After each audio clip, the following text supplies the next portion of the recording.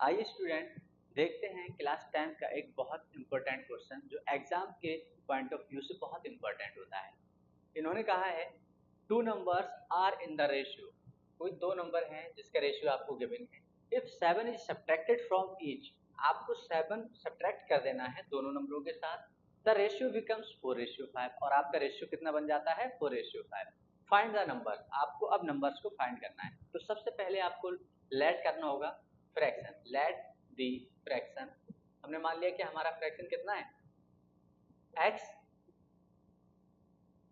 Upon y, या फिर आप x रेशियो y लिख सकते हो।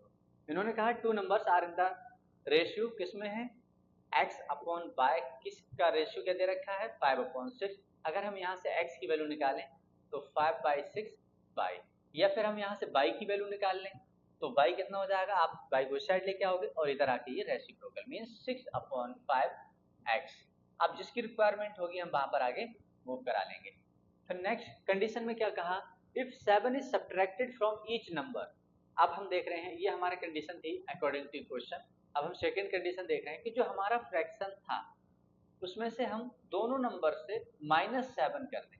सब्ट्रैक्टेड यहाँ पर लिखा है 7 is subtracted from each the numbers, दोनों नंबरों से आपको 7 सब्ट्रैक्ट करना है। अब आपका फ्रैक्शन कितना हो जाता है, आपका रेशियो कितना बन जाता है 4:5 मीन्स 4/5। अब यहाँ से हम इसको सॉल्व करेंगे तो 5 की मल्टीप्लाई आप करा देंगे 5x-7 से और 4 की मल्टीप्लाई करा देंगे आप y-7 के साथ। तो ये कितना हुआ आपका 5x-7, 5 35, 4/-4 7 अब आप इसको एक इक्वेशन बना लो और आप x की वैल्यू वहां पर पुट कर दोगे तो ये आपका कितना हुआ 5x। इस 4y को आप उस साइड लेके जाओगे तो माइनस का 4y इक्वल टू -28 और 35 को इधर लाओगे तो प्लस का 35। तो यहाँ से अगर हम हमारा फाइनल क्या निकल के आ रहा है 5x-4y इक्वल टू प्लस का 7। अब यहाँ से हम पुट कर दें x की value, put the value of x, put the value of x and y। आप किसी की वैल्यू निकाल सकते हो, यहाँ पर किसी की भी अप्लाई कर सकते हो। अगर x की वैल्यू आपको निकालना है तो कितना है 5/5 into 5/6 by -4y equal to 7 और यहाँ से आपको कितना मिला 25/6 बाई -4y इक्वल टू 7। यहाँ पर आपको लेना होगा एलसीएम। जब आपने एलसीएम लिया तो 6, तो यहाँ पर कितना आया 25 बाई माइनस, जिसके इसका हम डिनोमिनेटर हमारा 1 है, 1 की मल्टीप्लाई किसके साथ करेंगे 6 बन जाए तो 1 6 जा।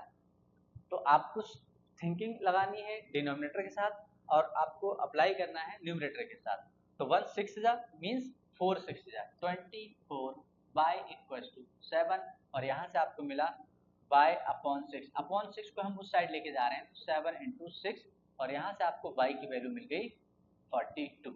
अब y की वैल्यू आपको मिली है तो आप पुट कर दो इस x की या फिर y की वैल्यू में। तो हम y की वैल्यू पुट कर रहे हैं यहाँ पर अपना put the value of y, put the value of y from x। तो यहाँ पर आपका x कितना था 5/6 इंटू y और y की वैल्यू कितनी निकाली आपने 42। तो यहाँ से आपको मिला 6 7 जा 42 यानी कि x इक्वल टू 7 5 जा 35। यहाँ से आपको x और y की वैल्यू मिल चुकी हैं। अब आपको देखना था एक्चुअल में वो फ्रैक्शन कितना है। तो हम यहाँ से क्या लिखेंगे कि हमारा फ्रैक्शन हमने लेट किया था x/y, जिसमें x की वैल्यू कितनी है 35 और y की वैल्यू आपकी कितनी है 42। ये था आपका रिक्वायर्ड फ्रैक्शन। आप इसको कैंसिल आउट करते हो तो आप 5/6 पर पहुंच जाओगे, 7 5 जा 7 6 जा।